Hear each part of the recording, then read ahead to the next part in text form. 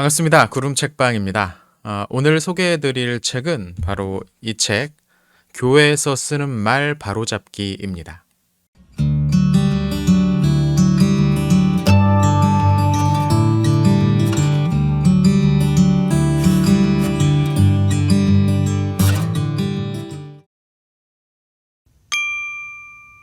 이 책을 쓰신 분은 국문학자입니다. 이 책 소개에 따르면 지금은 서경대학교 문화컨텐츠학부 국어국문과 교수로 재직하고 계시다고 하는데요.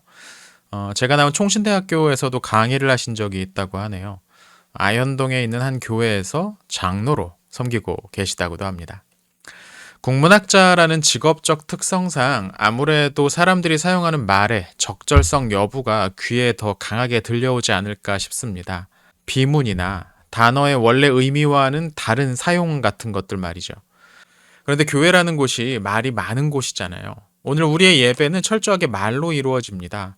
108번 불상 앞에서 엎드렸다 일어났다 하면서 절을 한다든지 하는 불교와도 다르고, 매일 정해진 시간에 6번 메카를 향해서 절을 해야 되는 이슬람교와도 다릅니다. 더 이상 동물, 재물을 가지고 희생 제사를 드리지도 않죠. 예배로의 부르심부터 찬송하고 신앙을 고백하고 기도하고 설교하고 이 모든 과정은 오롯이 말로 이루어집니다. 그만큼 교회에서 말이 중요하다는 겁니다. 물론 불교나 이슬람교에도 우리의 설교와 비슷한 시간이 있습니다만, 전체적인 비중으로 볼 때 기독교에서 말이 훨씬 더 중요하게 여겨진다는 거죠. 또 기독교는 글의 종교이기도 합니다. 기독교인들의 신앙은 성경에 그 근거를 두고 있으니까요. 우리는 성경이라는 두꺼운 책을 하나님의 말씀이라고 믿습니다.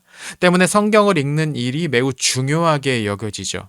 일부 불교 계통에서처럼 진언처럼 짧은 경구만을 반복적으로 되뇌이면 다 해결될 것이다, 이런 식으로 가르치지 않습니다. 우리는 성경 그 자체를 읽고 그 내용을 이해하는 것, 심지어 암송하는 것을 중요하게 여기죠.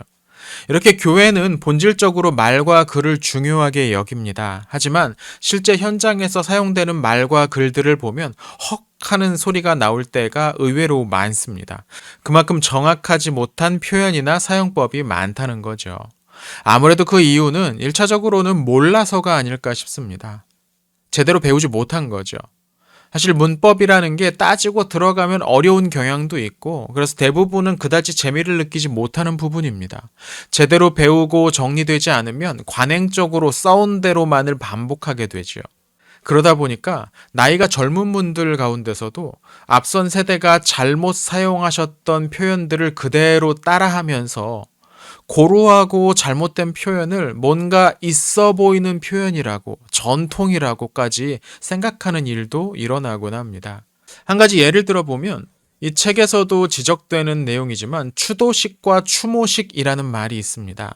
제가 이전에 일했던 교회 원로 목사님께서 돌아가시고 나서 1년이 지난 다음에 일종의 기념식을 준비했습니다. 근데 그 기념식의 이름을 뭐라고 해야 하는가를 두고서 같이 일했던 교역자분과 대화를 나눈 적이 있었는데요. 이런 행사가 자주 있는 게 아니니까 평소에는 생각해 볼 여지가 별로 없었는데, 그래서 어떤 장로님이 추도식이라고 하면 어떠냐고 물어오셨습니다. 이게 과연 적절한가를 고민하다가 결국 단어를 구성하는 한문의 뜻을 찾아봤습니다. 추도식의 도자라는 말이 한문으로 슬퍼하다라는 의미더라고요. 그러니까 슬퍼하며 기억하는 의식, 이게 추도식이라는 겁니다. 그리스도인으로서 하나님 안에서 죽은 이들을 복되다고 믿는 우리가 이런 슬퍼하는 의식을 하는 게 적절하냐라는 질문을 해서 결국 추모식이라는 말로 그 이름을 결정하기로 했던 적이 있습니다. 이렇게 일일이 찾아보지 않으면 우리도 모르게 잘못된 표현을 사용하는 것을 막을 수가 없다는 거죠. 그런 의미에서 이렇게 잘 정리된 책이 나오는 것은 꽤나 기쁜 일입니다. 책은 교회 내 각 상황별로 잘못 사용되기 쉬운 말의 사례들을 정리하고 있습니다. 1장은 예배, 2장은 기도, 3장은 설교, 4장은 예식, 5장은 찬송의 가사 부분을 다룹니다. 마지막 6장은 앞서의 그 항목에 넣기 애매한 나머지 내용들을 다 모아서 정리해 두었죠. 간단하게 몇 가지만 좀 살펴볼까요?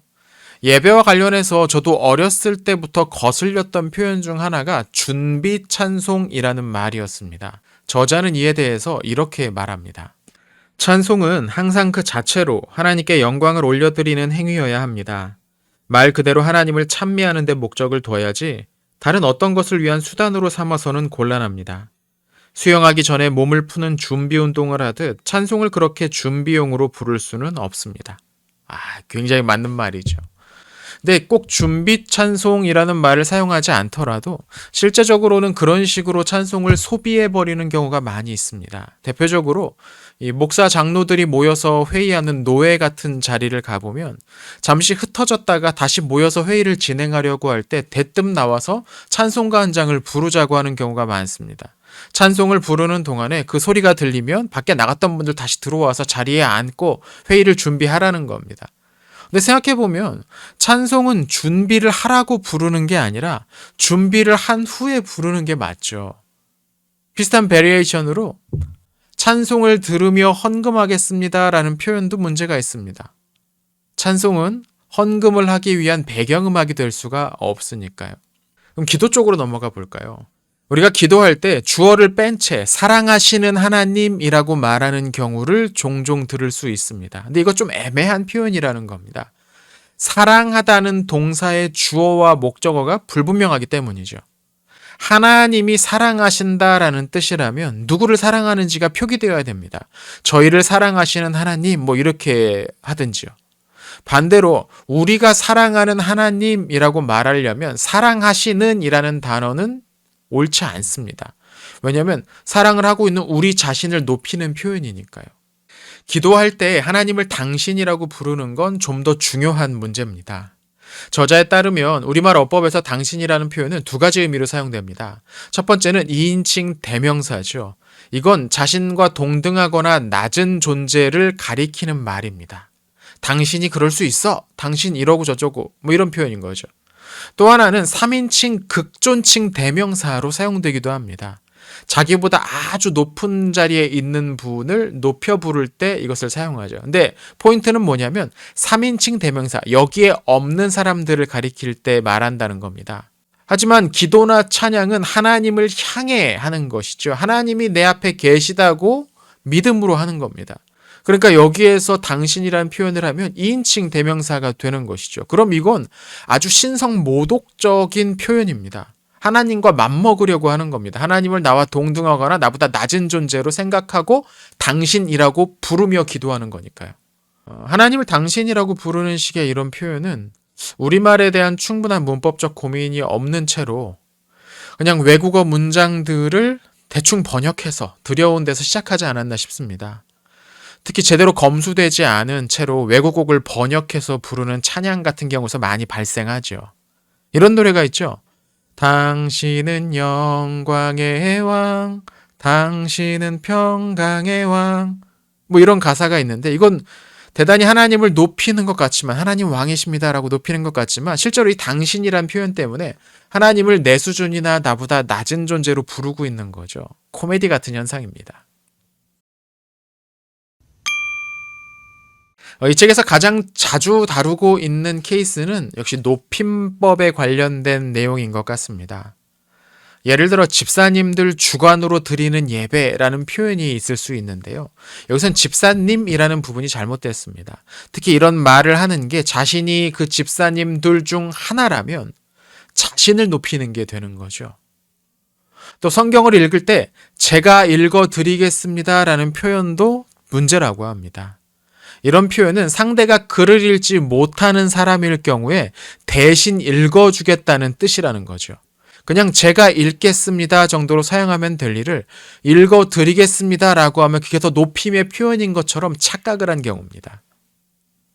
또 책에는 나오지 않았지만 기도를 하는 말미에 이 모든 말씀을 이라는 표현을 사용하는 부분도 문제가 아닌가 싶습니다.